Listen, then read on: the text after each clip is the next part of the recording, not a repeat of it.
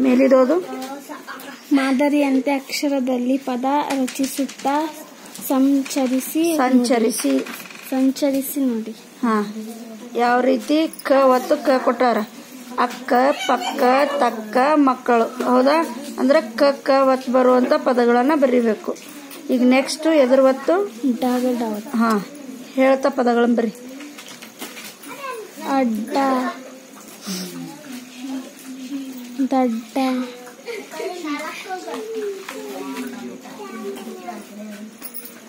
ದೊಡ್ಡ, ಪಡ್ಡು,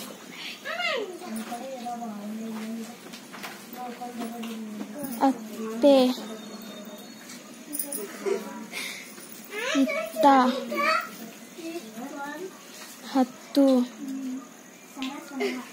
ಬಿತ್ತು, ಬಟ್ಟು, ಒಟ್ಟು, ಕಟ್ಟು, ಸಿಟ್ಟು, ಅನ್ನು, ಬೆನ್ನು,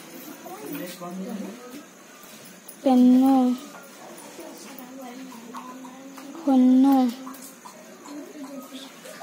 ಗದ್ದಲ, ಗದ್ದೆ, ಗದ್ದೆ, ಪೆದ್ದ,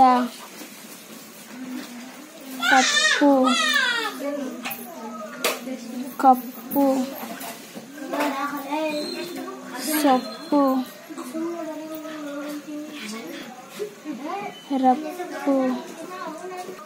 ಮೇಲೆ ಓದು. ಕೆಳಗೆ ಕೊಟ್ಟಿರುವ ಪದಗಳ ಸರಿಯಾದ ರೂಪ ಗುರುತಿಸಿ ವೃತ್ತದಲ್ಲಿ ಹೊಂದಿಸಿ ಬರೆಯಿರಿ.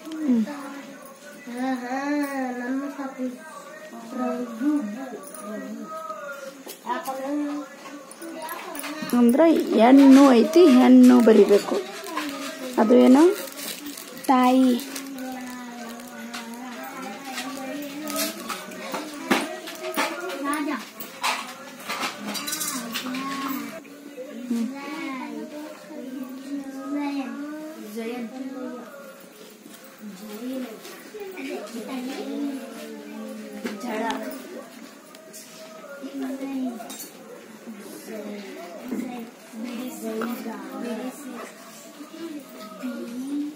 ಏನೈತದು ಎಕ್ಸ್ಪ್ಲೇನ್ ಮಾಡು. ಇಲ್ಲಿ ನೋಡು, ಬೆಟ್ಟ ದೊಡ್ಡ ಐತಿಲ್ಲ, ಅದು ಸಣ್ಣ. ಹೆಣ್ಣು, ಹೆಣ್ಣು, ತಾಯಿ, ತಾಯಿ, ಸೂರ್ಯ, ಸೂರ್ಯ ಐತಿ, ಸೂರ್ಯ.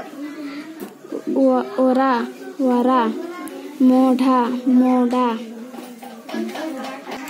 ಇಲ್ಲಿ ಗಾದೆ ಮಾತುಗಳನ್ನು ಚಿತ್ರ ಸಹಿತ ವಾಕ್ಯಗಳಲ್ಲಿ ನೀಡಿದೆ. ಅವುಗಳನ್ನು ಸರಿಯಾಗಿ ಜೋಡಿಸಿ ಬರೆಯಿರಿ. ನೀವು ವಾಕ್ಯ ಸರಿಪಡಿಸಿ ಬರೆಯುವಾಗ ಚಿತ್ರದ ಪದವನ್ನು ಬರೆಯಿರಿ. ಓದ್ಬಿಡು ಅಷ್ಟೇ. ಗಾದೆ ಮಾತು ಓದ್ ಸರ್. ಕೆಸರಾದರೆ ಕರೆಕ್ಟ್ ಇರೋದೇ ಓದು. ಕೈ ಕೆಸರಾದರೆ ಬಾಯಿ ಮೊಸರು.